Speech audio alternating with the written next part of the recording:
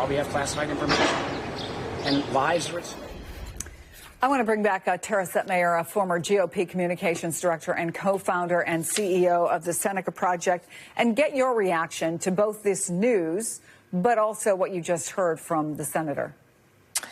Well, you know, individuals failing up in the Trump administration isn't really a surprise. It's happened often.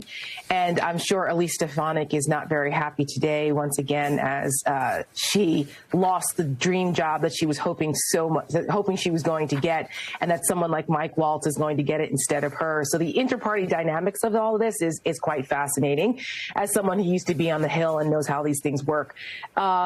You know, but can I ask you about that, Tara? Is that just gives people more to gossip about, or does it have real implications?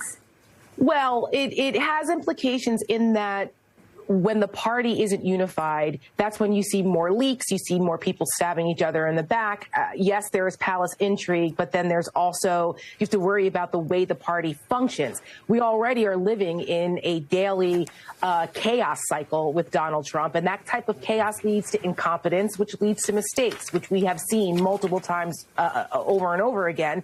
And most importantly, recently with the Signalgate issue, with what's happening with the Department of Defense and what's happening with the Department of State. I mean, putting Marco Rubio in this position, the last time we had a Secretary of State also as the National Security Advisor was Henry Kissinger. Marco Rubio is no Henry Kissinger, I can tell you that. And Marco Rubio has been neutered in a lot of areas where the Secretary of State would traditionally be taking the lead. Like, he's had to take a back seat on the Ukraine negotiations and what's happening there to a real estate guy who doesn't know what he's doing, that's a friend of Donald Trump's and a Putin apologist. Marco Rubio has tied himself into political knots to try to put forward Donald Trump's policies on the foreign stage that are so anathema to what Marco Rubio used to believe, and what we have him on record saying the complete opposite that he felt about Russia, about Ukraine, about China, about so many things. And here he is now having to balance both of these roles.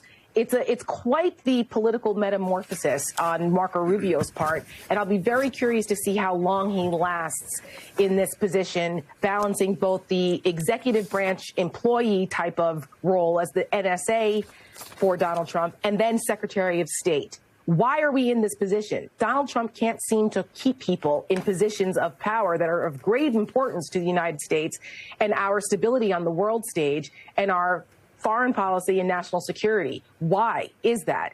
Because he's incompetent and chaotic. And this is something that I think the Democrats should seize on during Mike Waltz's confirmation hearings and remind the American people why this is happening. This is an opening for Democrats.